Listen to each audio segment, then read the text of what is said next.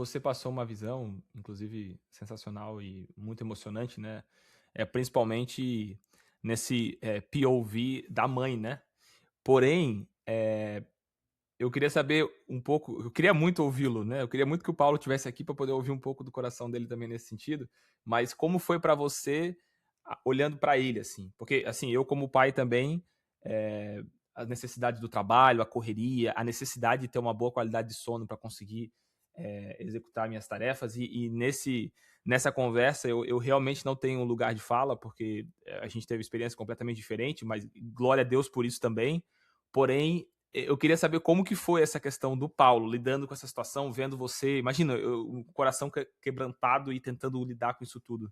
Eu acho que foi muito desafiador para ele também, assim, o Paulo sempre foi muito envolvido, até hoje ele é muito envolvido em tudo, assim, e desde o começo ele foi muito parceiro nesse sentido, então eu acho que doeu muito nele também, sabe? Mas foi uma dor diferente, eu acho, pela graça de Deus também, entendendo, assim, que ele talvez precisaria estar um pouco mais revigorado do que eu, assim, sabe? Eu acho que a gente teve. Ele também tem questões com depressão, né? Mas ele não entrou em crise nesse momento, e pela graça de Deus. Ele entrou depois, assim. Então, quando os meninos estavam com uns 4, 5 anos, foi a vez dele. Só que eu já estava mais restaurada, então a gente conseguiu se suportar, assim, nesses momentos, sabe? E acho que parte desse pedir ajuda e admitir que eu preciso de ajuda foi uma reformulação na nossa dinâmica de família que dura até hoje, né?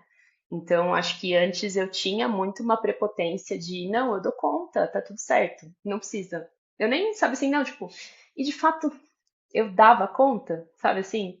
Não, eu administro a casa, tá tudo certo, a comida era meio que assim, é mais fácil eu resolver do que eu pedir para ele resolver, né? E aí eu me vi numa situação que eu não conseguia dar conta nem de mim, né?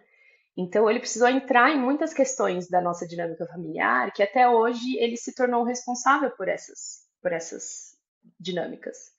E que trouxeram um benefício muito grande para a gente, como família, né? Inclusive na minha atuação vocacional, né? Então, foi nesse período, por exemplo, que ele assumiu a cozinha da casa e ele pensa o que a gente vai comer. Eu nem penso. Eu faço o supermercado. Eu pergunto qual vai ser o menu da semana e eu faço o mercado. E isso foi uma desconstrução também, né, do que é a feminilidade bíblica para mim. Qual seria o ideal de uma mulher cristã e o ideal do homem cristão e tal. E aí, nesse momento, ele falou: não, cara, não é questão de ideal, é questão de, tipo, você não tá conseguindo, deixa que eu faça, entendeu? Bateu a bola no peito e foi. E aí a gente acabou descobrindo, meu, por que a gente estava querendo se encaixotar em alguns padrões, quando ele gosta de cozinhar e ele cozinha melhor do que eu? Por que eu ia ficar querendo ser a mulher cristã virtuosa cozinheira da casa, se ele gosta, se ele cozinha melhor e se ele estava disposto a isso, né? Então, eu acho que foi um processo de desconstrução para nós dois, para a gente entender essa parceria e esse suportar um ao outro, né? Então, quando ele teve o episódio depressivo dele, eu retomei um pouco a questão da cozinha, por exemplo, né? E a gente vai fazendo esses ajustes de acordo com as estações que a gente vai caminhando.